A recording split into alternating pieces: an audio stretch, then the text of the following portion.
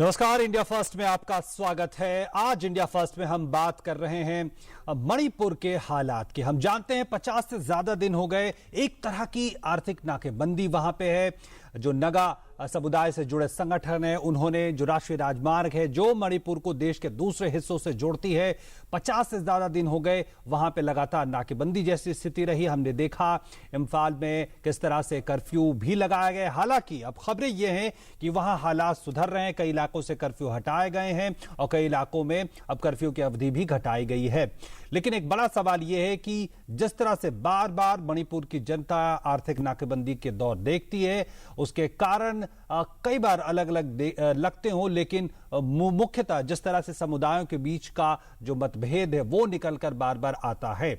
इस बार क्या है ये मुद्दा, कैसे मुद्दा सामने आया है, किस तरह की परेशानियां सामने आई है, इस पर नजर डालते हैं सबसे पहले कुछ ग्राफिक्स के जरिए।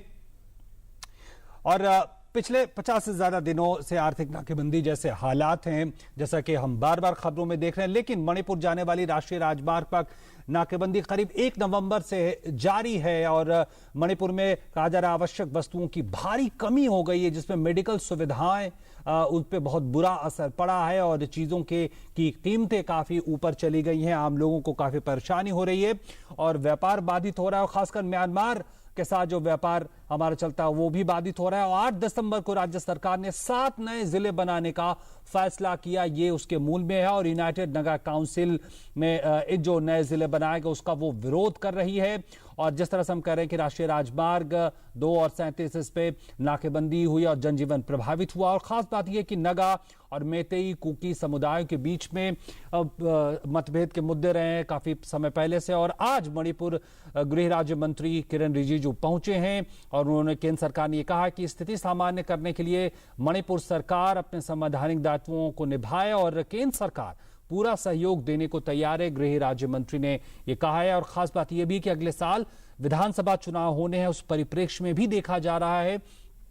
और एक इतिहास रहा है, 2011 में कुकी संगठनों ने भी 100 दिनों की नाकेबंदी की थी। और हम जानते हैं कि मणिपुर 1949 में भारत का अटूट हिस्सा बना था और 90 के दशक का उससे पहले से भी कई समुदायों के बीच में संघर्ष के हालात रहे हैं और बार बार इस तरह की स्थिति सामने आती रही है, हिंसा होती रही है।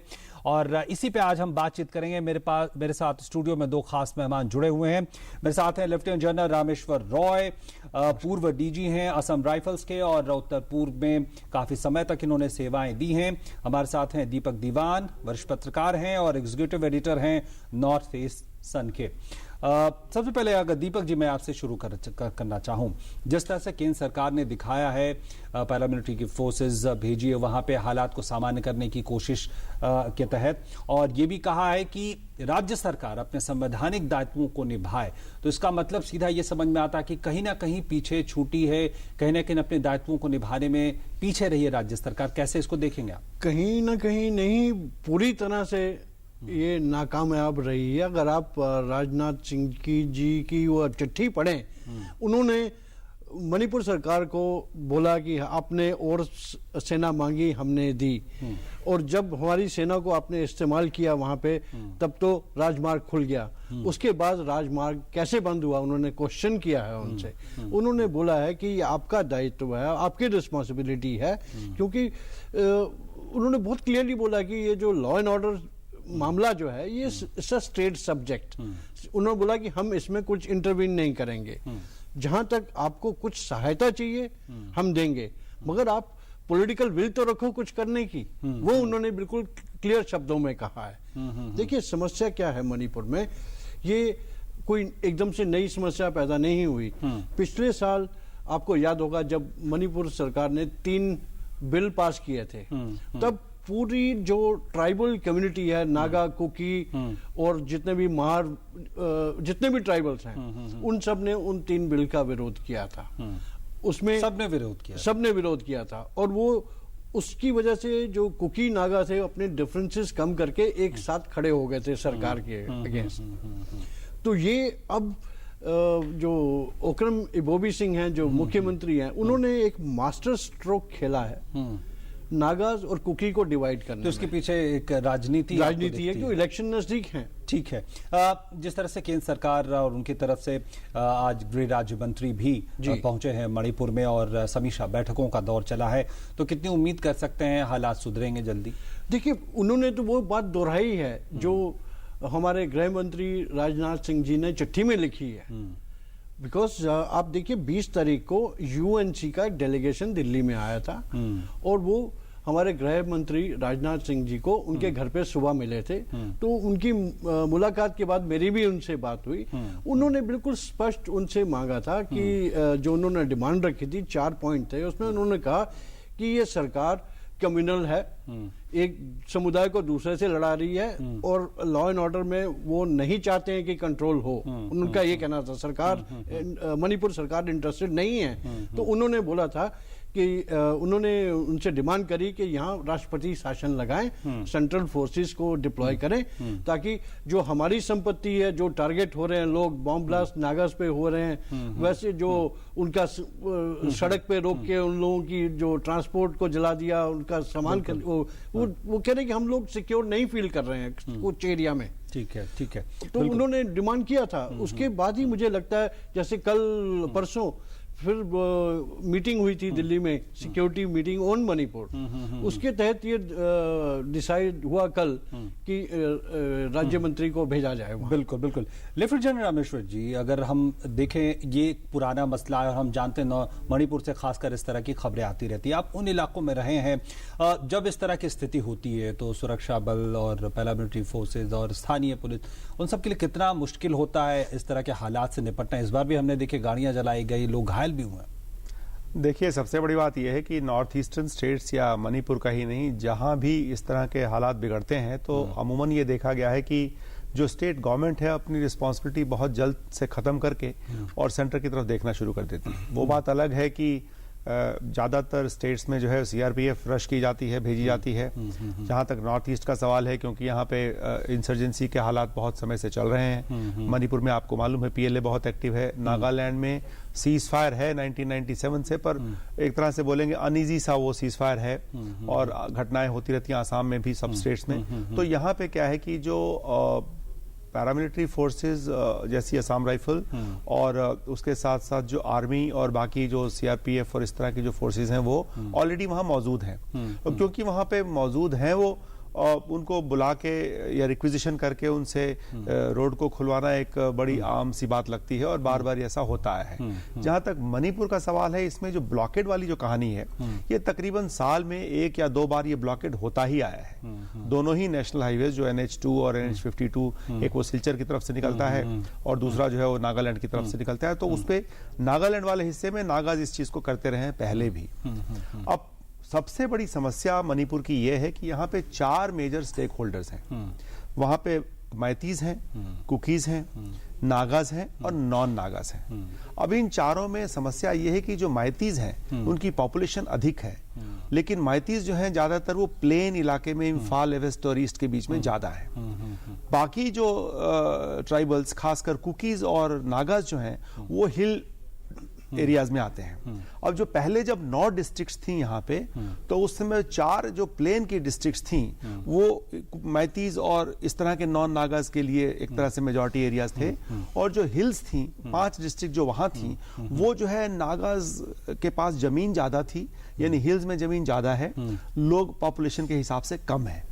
अभी क्या हुआ है कि ये जो 9 डिस्ट्रिक्ट में से जब इन्होंने 7 डिस्ट्रिक्ट और निकाल के टोटल 16 डिस्ट्रिक्ट जो बनाई हैं, इसमें समस्या जो सबसे बड़ी आई है वो ये आई है कि जो लोग अपने को मेजॉरिटी में समझा करते थे वो कुछ हद तक अब माइनॉरिटी में चले जाएंगे। वो कुछ पॉपुलेशन या डेमोग्राफिक डिस्ट्रीब्यूशन इस तरह से हो जाएगा कि वो माइनॉरिटी में चले जाएंगे। तो सबसे बड़ा जो कष्ट है वो नागा का जो इंटरेस्ट है उसको ये हर्ट करता है कि अब नागाज जो हैं इन कई एरियाज में राजनीतिक पूछ कम हो, राजनीतिक वो कम हो गई। और सबसे बड़ी बात यह है कि नागालैंड की जो मूवमेंट है वो नागालिम जैसे सपने को लेके शुरू हुई थी।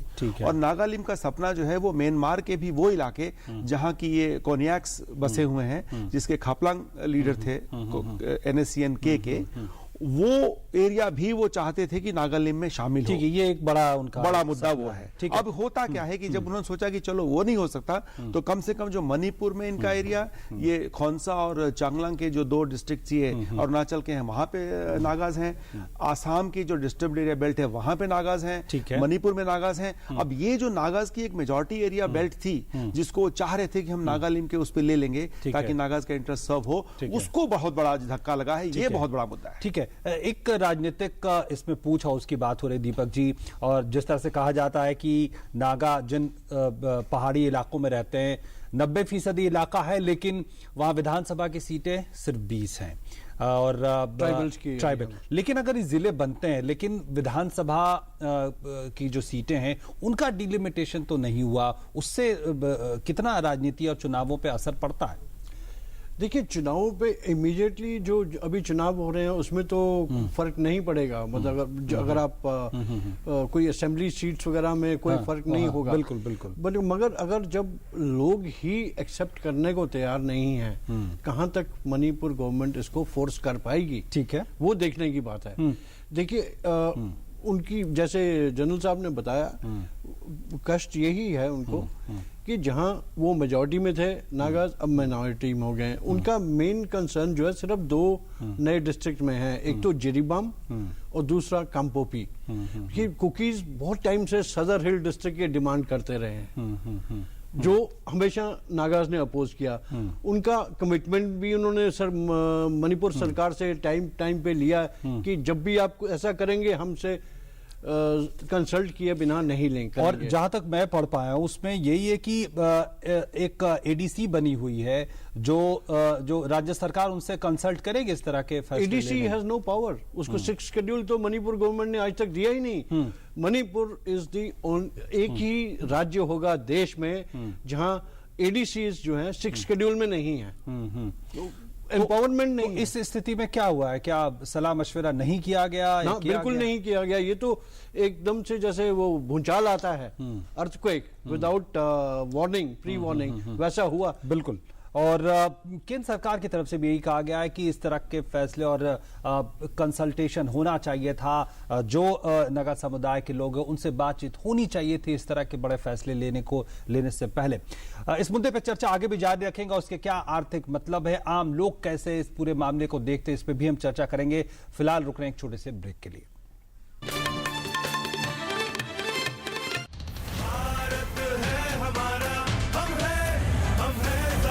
आत्मविश्वास की नई ताकत सहारा इंडिया लाइफ इंश्योरेंस के साथ।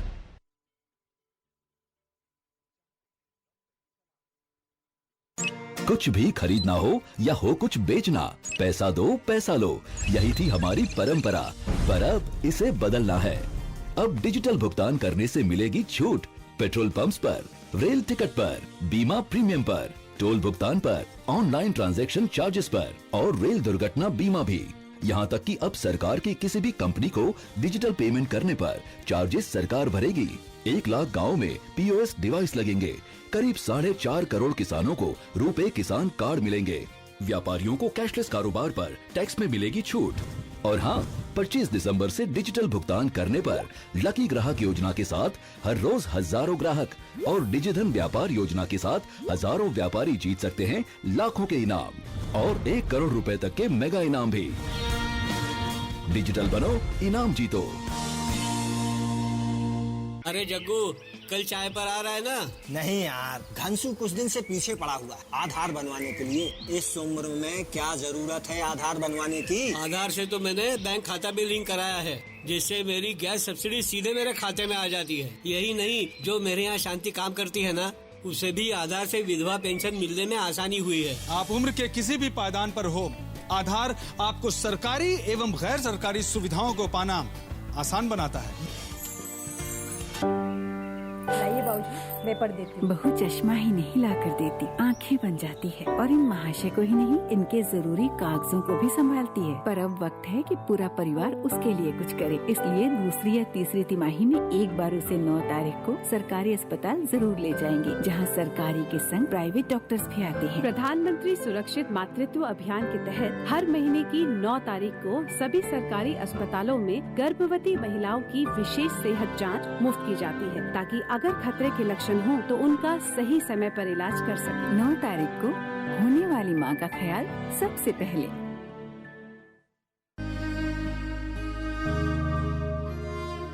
क्या बात है राशिद, फर्स्ट डिवीजन में पोस्ट ग्रेजुएशन करने के बाद भी तुम उदास हो? लेकिन सर वो सोच रहे होगे कि खर्चा कहाँ से आएगा? हाँ, चिंता मत करो, क्योंकि अब तुम्हारे साथ है Maulana Azad national fellowship. Fellowship हमारे लिए सर? हाँ, तुम्हारे लिए और अल्पसंख्यक समुदाय के उन स्टूडेंट्स के लिए जिनकी सालाना पारिवारिक आय 2.5 लाख रुपए से कम है और जिन्होंने किसी भी सरकारी विश्वविद्यालय से जूनियर रिसर्च फेलोशिप या एमफिल के लिए आवेदन दिया है। मदद हमारी, मंजिल आपकी। ब्रेक के बाद एक बार फिर से आपका स्वागत इंडिया फर्स्ट में। आज हम बात कर रहे हैं मणिपुर में जिस तरह के हालात बने और जिस तरह से आर्थिक नाकेबंदी का एक दौर हम लगातार देख रहे हैं और जिस तरह से लोगों को परेशानी हो रही है, आखिर इसके अंदर क्या गहरे मतलब हैं। दीपक जी, अगर मैं इस बात से शुरू करना चाहूँ, हम जान रहे हैं वहाँ पे जिस तरह के सिविल ऑर्गेनाइजेशन यूएनसी जैसे ऑर्गेनाइजेशन वहाँ पे आर्थिक नाकेबंदी में शामिल हैं और ये भी हम कह सकते हैं कि यूएनएससीए जो इसाक मोबागुट है उनके साथ केंद्र सरकार की बाजी भी चल रही है। हमने देखा 2015 में एक तरह के समझौते पे भी की बात आगे बढ़ेगी, इस पे भी बात हुई। कैसे इसको आप देखते हैं, इसमें केंद्र सरकार की भूमिका को और कैसे शांति स्थापित करने की पूरी प्रक्रिया को? जी देखिए, केंद्र सरकार ने बिल्कुल साफ शब्दों में कहा है, जैसे आपका प्रोग्राम का नाम है इंडिया फर्स्ट, उनके लिए भी, केंद्र के लिए भी इंडिया फर्स्ट है। और क्योंकि Manipur is part of India, इसीलिए आज हमारे केंद्रीय राज्य मंत्री होम मिनिस्ट्री के जो हैं किरण रिजिजू, जो खुद अरुणाचल के हैं, वो आज वहां गए। वो उनका कोई पॉलिटिकल विजिट नहीं था, उनका सिर्फ विजिट था कंसर्न कि लोगों को जो दिक्कतें हो रही हैं, सरकार वहां की क्यों नहीं एक्ट कर रही, क्यों नहीं ये ब्लॉकेट खत्म कर पाई। बिल्कुल उन्होंने वादा किया है। वहां ऑलरेडी मेरे ख्याल से 157 कंपनीज हैं, 7 या 6 और कंपनीज पहुंचने वाली हैं, रास्ते में हैं। उन्होंने बोला कि हम फोर्स दे रहे हैं, आप उसका यूटिलाइज करिए, डिप्लॉय करिए हाईवे पे। आपको कौन रोकता है? क्यों नहीं कर रहे आप? ठीक है, लेकिन इस बात में कितनी सच्चाई है, कितनी चिंताजनक बात है कि जो अलग अलग समुदाय हैं उनके बीच में क्या मतभेद हैं, क्या उसका इस्तेमाल किया जाता है या सब अपने अपने हितों के लिए सामने? क्योंकि ये बात सामने आ रही है कि एक समुदाय है जो इस तरह की नाकेबंदी का समर्थन कर रहा है, दूसरा उसके विरोध में है और इस तरह की स्थिति, हालात सचमुच में है क्या? देखिए, वो जो इसके विरोध कर रहे हैं क्योंकि पीपल आर सफरिंग। ये ब्लॉकेट से क्या होता है, अब पेट्रोल नहीं मिला तो ब्लैक मार्केट में मिला, खाने पीने का सामान नहीं पहुंचेगा, लोग नहीं पहुंचेंगे। कई अपुष्ट खबरें हैं कि 2000 रुपए तक गैस के सिलेंडर के दाम गए हैं। हाँ, होता है, हमेशा होता है। जब ऐसा ब्लॉकेट हुआ है तो लोगों को दिक्कत तो होती है। मेरा कॉरेस्पॉन्डेंट जो इम्फाल में है वो खुद बाइसिकल चला के जाते हैं क्योंकि पेट्रोल नहीं मिल रहा, बहुत महंगा है। जी बिल्कुल। लेफ्टिनेंट जनरल रामेश्वर जी, अगर जो समुदायों के बीच की स्थिति, और हम जानते हैं कि उसका किस तरह से इस्तेमाल भी होता है, लोग वहां पे किस तरह से इसको देखते हैं और क्या इस तरह की स्थिति वहां पे है? देखिए, वहाँ पे लंबे अरसे तक वहाँ रहा हूँ मैं, और मैं ये समझता हूँ कि लोग तकरीबन इस बात से समझौता कर चुके हैं कि इस तरह की समस्याएं वहाँ आती रहती हैं। और सबसे बड़ी बात आप इसको इस तरह से देखें कि अभी के जो हालात हैं, अभी के जो हम इस प्रोग्राम को लेके चल रहे हैं कि जो ज़्यादा डिस्ट्रिक्ट्स बनाई हैं और जिसके ऊपर संवैधानिक बात यह है कि उनको बाकी ग्रुप्स के साथ, हिल जो लोग हैं उनके साथ समझौते के बाद जो है ये डिस्ट्रिक्ट बनानी थी, क्योंकि इसमें नागा लैंड या नागा जो ऑर्गेनाइजेशंस हैं उनको सबसे बड़ा जो थ्रेट या सबसे बड़ा जो उनको महसूस हो रही है, इनसिक्योरिटी महसूस हो रही है, वो इस बात को ही लेकर के हो रही है कि उनकी जो समुदाय है वो ज्यादा डिवाइडेड हो गए हैं। वो कहना ये चाह रहे हैं कि आप जमीन हमारी है और आप हमारी जमीन हमसे आप ले रहे हो। अब आप इसको ऐसे समझें कि जो मुइवा है NSC and IM के, वो नंबर 2 आदमी है उसमें आइजक के साथ। और मुइवा जो है वो तांगखुल, खुद तांगखुल है, मणिपुर के तांगखुल है वो। और तांगखुल की जो पॉपुलेशन है मणिपुर में कोई 32% के करीब है। तो ये पूरी जो बातचीत आप देख रहे हैं उसको, ये एक तरह से इस तरह का कम्युनल एंगल है इसमें। अब इसलिए इसका समाधान बहुत जल्द से कुछ निकलता नजर नहीं आ रहा। जहां तक संवैधानिक बात यह कहती है कि जो स्टेट की बाउंड्रीज हैं वो सैक्रोसेंट नहीं है, वो आगे पीछे हो सकती हैं, या कोई बाउंड्री जो है नागालैंड के तरफ जा सकती है या मणिपुर की तरफ आ सकती है। लेकिन पहले के जो हालात हम देखते आए हैं, अब तक की जो ये बातचीत का दौर हम देखते आए हैं, उसमें मणिपुर बिल्कुल 1 इंच भी जमीन अपने मणिपुर से नागालिम के लिए या नागालैंड के लिए या कहीं के लिए वो एडजस्ट करने को तैयार नहीं है। ठीक है। तो उसने सोचा ये दूसरा विकल्प उसके पास यही था कि डिस्ट्रिक्ट इस तरह से बना करके जो अपना जो वहां पे इस समय पावर पॉलिटिक्स चल रही है, वोट बैंक जहां तक डेमोग्राफिक के हिसाब से तो नहीं बदलेगा, लेकिन जो वोटिंग का पैटर्न है वो थोड़ा इसमें ब्रेक हो जाएगा। क्योंकि जो नागालैंड पीपल्स फ्रंट है उसको ये बोला गया था कि नागाज जो है उसको वोट करें ताकि उनकी तादाद जो है मणिपुर की असेंबली में बढ़ जाए, उस पर फर्क पड़ेगा। तो इस तरह से जो पूरी बातचीत कंप्लीटली पूरे तौर पे सियासत चल रही है इस समय। और सियासत चल रही है एक तो लॉन्ग टर्म मुद्दे को लेकर के कि नागालैंड की जो लोग हैं उनका नागाज जो है उनका इंटरेस्ट हार्म हो रहा है, और दूसरा जो अगले 3 महीने में या 4 महीने में जो इलेक्शन होने वाले हैं मणिपुर में, जहां की कांग्रेस की गवर्नमेंट इस समय ओबी सिंह की है, उसको कोई थ्रेट ना आए और उसको किस तरह से बैलेंस आउट किया जाए, नागा के इस थ्रेट को न्यूट्रलाइज किया जाए, ठीक है, उसमें असर पड़ेगा। ठीक है। एक आर्थिक बड़ा सवाल यह भी है कि वहां के लोग तो दीपक जी मुसीबत से घिरे हुए हैं ही हैं, लेकिन हम एक बड़ा सपना हमारा है एक्ट ईस्ट और जो दक्षिण पूर्व के जो देश हैं म्यांमार के जरिए, और जो सड़क मणिपुर के जरिए मोरे के थ्रू जाती है, तो उस नजरिए से देखें तो बहुत महत्वपूर्ण है मणिपुर। और इस तरह के हालात के नजरिए से एक बड़ी तस्वीर कैसे देखते हैं आप? ये एक इस तरह के जो इंसिडेंट्स होते हैं ये एक मेजर सेटबैक है for this any development development project ही कहेंगे हम इसको, जो ये एक्ट ईस्ट वाला जो हाईवे बनना है। अभी देखिए 3 दिन पहले जो जिरीबाम से टोपुल तक रेलवे लाइन बन रही है, उसके इंजीनियर को किडनैप कर लिया गया वहां से। इंजीनियर किडनैप हो गए वहां से। उसकी वजह से उसकी जो 200 करीब लेबर थी वो भी वहां से भाग गए कि जब तक हमें सिक्योरिटी नहीं दोगे हम नहीं काम करेंगे यहाँ। तो प्रोजेक्ट ऐसे ही डिले होते हैं वहां। फिर दूसरी बात यह कि ये सब इंसिडेंट्स को देखते हुए आप एक्सपेक्ट कर सकते हो कि कोई बाहर से आके जाके मणिपुर में इन्वेस्ट करे? जब तक सिक्योरिटी नहीं आप प्रोवाइड करोगे, जब तक आप कॉमन मैन को नहीं सिक्योर फील हो रहा, आप बाहर का आदमी कैसे फील सिक्योर करेगा वहां? ठीक है, बिल्कुल। लेकिन इसमें सरकार को, जो मणिपुर सरकार है, उनको भी ज्यादा सेंसिटिव होना चाहिए था। ये सिचुएशन उनकी खुद क्रिएट की हुई है।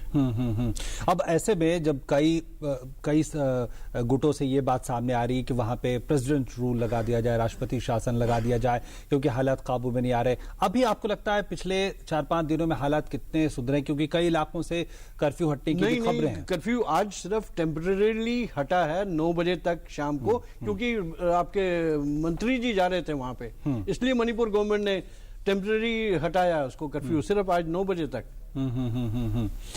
रामेश्वर जी, अगर हम इसको जो व्यापार और जो बाकी जो मसले हैं उसके नजरिए से देखें, तो आपको लगता है कि ये सुरक्षा का एहसास और जो ये कितना महत्वपूर्ण हो जाता है? देखिए, सुरक्षा का एहसास जहां तक नॉर्थ ईस्ट की सभी स्टेट्स में हालात जो है इतने खराब नहीं है जैसा कि कई बार रिपोर्ट में आता है। उसकी वजह मैं बताता हूं क्यों ऐसा। अगर आप देखें तो इन सभी स्टेट्स में जब इलेक्शंस होते हैं तो नहीं तो आपको इलेक्शन में बहुत कहीं इतना ज्यादा वायलेंस दिखता है, न ही किसी प्रकार की ऐसी वारदात, बूथ कैप्चरिंग और इस तरह की होती है। इलेक्शंस अगर आप देखें तो अमूमन, चाहे आप आसाम का इलेक्शन देख लें, चाहे आप मणिपुर का इलेक्शन देख लें, नागालैंड का इलेक्शन देख लें, मिजोरम का इलेक्शन देख लें, त्रिपुरा का इलेक्शन देख लें, सभी नॉर्थ ईस्टर्न स्टेट्स में इलेक्शंस अगर जिस तरह से होते हैं उस तरह से काफी पीसफुली हो जाते हैं, तो उसके हिसाब से अगर आप देखें तो सिक्योरिटी की सिचुएशन इतनी खराब नहीं है। लेकिन लॉ एंड ऑर्डर के जो थ्रेशोल्ड जिसको बोलेंगे, एक लॉ एंड ऑर्डर की जो एक स्थिति होनी चाहिए किसी अच्छी गवर्नेंस वाली स्टेट में, वो नहीं बन पाती है। तो एक तरह से आप यूं कहें कि लॉ एंड ऑर्डर से थोड़ा ऊपर है, लेकिन जो ओवरऑल ज्यादा हाई सिक्योरिटी वाली बात हम कहते हैं, जिसमें कि सेंट्रल फोर्सेस की इंटरवेंशन आ जाती है, उससे ही काफी नीचे है। तो उस लिहाज से सिक्योरिटी के हालात जो हैं वो तकरीबन काफी अच्छे कंट्रोल में है। बेसिक प्रॉब्लम यहाँ ये है कि जो सियासती हालात है वो बहुत समय समय पे ऐसा मोड़ लेता रहता है। एक छोटा सा सवाल कि अब खासकर अब इस स्थिति में जब बहुत बातचीत का दौर चल रहा है, उसमें कुछ गुट जिनके जो अभी भी एक विद्रोही की भूमिका में उनके पास हथियार है, क्या इस तरह की कोई समस्या अब है खासकर मणिपुर में, और इस तरह की समस्या उनकी कोई भूमिका है? देखिए, उनकी भूमिका सिर्फ वहीं तक है कि एक तरह से मैं ये कहूंगा कि अगर आप मेरे से एक बड़ा निष्पक्ष विचार मेरा ये है कि जो स्टेट गवर्नमेंट्स वहां की हैं वही इनको लिवरेज के तौर पे इस्तेमाल करती हैं जब भी उनको सेंटर से कोई और एडवांटेज लेना हो। तो चाहे वो मणिपुर हो, चाहे वो नागालैंड हो, चाहे वो असम हो, सब जगह बार बार ये चीज उठ करके आती है कि वो एक सियासत का हिस्सा बन गए हैं। ठीक है। तो जब भी स्टेट गवर्नमेंट को कुछ लिवरेज चाहिए तो उनको इस्तेमाल किया और उस लिवरेज से जो है सेंटर से वो एडवांटेज एक्सट्रैक्ट कर लिया। बिल्कुल बिल्कुल। और अंत में शायद ये कहा जा सकता है कि आम लोग समस्या से घिरे हुए हैं, उनको भारी समस्याएं हो रही हैं आर्थिक नाकेबंदी के नजरिए से देखा जाए, लेकिन ये बात भी बिल्कुल साफ है कि इसमें जो स्थानीय सरकार है, राज्य सरकार की, उनकी भूमिका बड़ी है और देखना होगा कि हालात कितनी जल्दी काबू में आते हैं। बहुत बहुत धन्यवाद अलविजय रामेश्वर जी आपका, दीपक जी आपका हमारे साथ शामिल होने के लिए। और आज इंडिया फर्स्ट में इतना ही। नमस्कार।